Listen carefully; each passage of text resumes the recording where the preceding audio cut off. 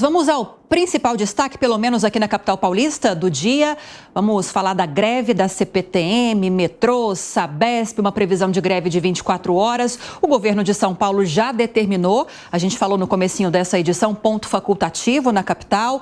O prefeito também de São Paulo, Ricardo Nunes, também decretou ponto facultativo. São os poderes tentando minimizar os impactos dessa greve que está prevista para durar 24 horas, mas a tentativa de se fechar um acordo para tentar frear o avanço dessa paralisação continua e a gente vai trazer informações ao longo do dia para você. A Beatriz Manfredini está no Palácio dos Bandeirantes. Há uma previsão de que o governador Tarcísio de Freitas faça um pronunciamento daqui a pouquinho. Beatriz, bem-vinda, bom dia para você. A gente já falou aqui no comecinho do Jornal da Manhã que Tarcísio reagiu ontem, você trouxe informações para a gente com muitas críticas a essa paralisação que não traz demandas de melhorias salariais, de condições de trabalho. É uma reação dessas categorias ao avanço da privatização nessas empresas públicas. Mas nem há ainda um projeto nesse sentido, principalmente em relação à Sabesp, protocolado na Assembleia Legislativa, mas há sim algumas linhas já concedidas à iniciativa privada. Linhas, inclusive, que não vão sofrer nenhum tipo de alteração hoje. Sobre esse pronunciamento, o que você destaca para a gente, previsto para hoje?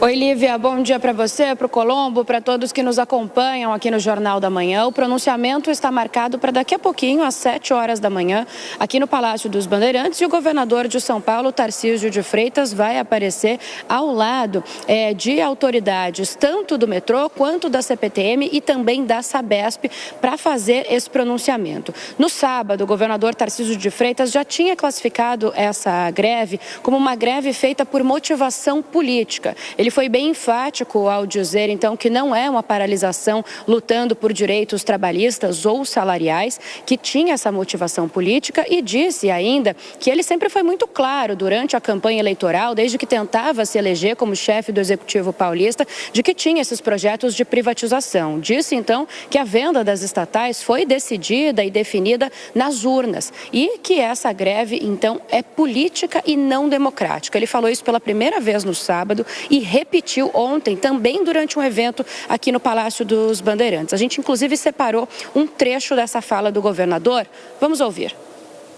E nós vamos privar o cidadão do transporte, sabendo que todos os processos de desestatização pressupõem a consulta popular no momento certo, todos passam por audiência pública, tem um momento para fazer os questionamentos, ninguém é obrigado a concordar. Mas ninguém pode privar o cidadão do transporte por causa disso, por causa dessa discordância. A gente não pode fazer a militância privar o cidadão de um direito. O governador e o governo de São Paulo soltaram uma nota ontem, logo depois que a greve foi mesmo confirmada bastante forte. Nessa nota, eles chamam a paralisação de ilegal e abusiva, além de irresponsável e antidemocrática. Dizem ainda que a paralisação torna refém a população que precisa do transporte público e se opõe à pauta que foi defendida e respaldada nas urnas, além de chantagear a população. A nota fala ainda sobre o programa de privatizações. O projeto de privatização da Sabesp deve ser enviado à Alesp agora neste mês de outubro e o governador também já disse publicamente que quer privatizar as linhas que ainda não são concedidas à iniciativa privada, tanto do metrô quanto da CPTM. E a nota diz que o programa de privatizações visa a melhoria nos serviços públicos aos cidadãos e também está amparado pelas leis brasileiras e que esse debate deveria ser feito em audiências públicas e não por meio de ameaças. Então, o governador de São Paulo estará aqui no Palácio dos Bandeirantes às 7 da manhã para fazer esse pronunciamento. Interessante a gente dizer que o prefeito da cidade de São Paulo, Ricardo Nunes, também vai acompanhar essa greve na central da SP Trans, então fazendo o monitoramento dos ônibus. Um número maior de veículos foram colocados na cidade para tentar apaziguar esse dia de greve e a gente monitora então. O governo do estado e prefeitura decretaram ponto facultativo nos serviços públicos também nessa tentativa.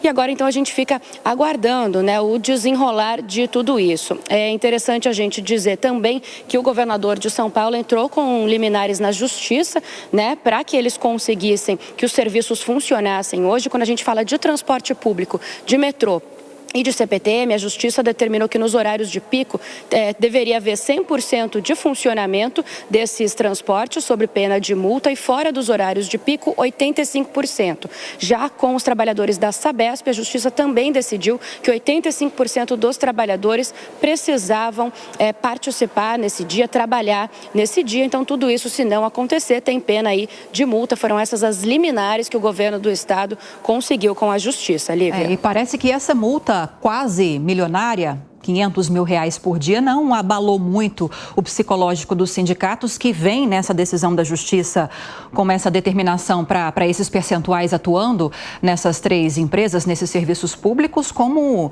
talvez uma tentativa de assustá-los, mas a greve já está acontecendo. Daqui a pouco, inclusive, a Soraya Lawande vai trazer informações para a gente saber quantos trens, quantos metrôs estão circulando, para saber se essa determinação da Justiça, Manfredini, que você trouxe agora para a gente, está sendo respeitada.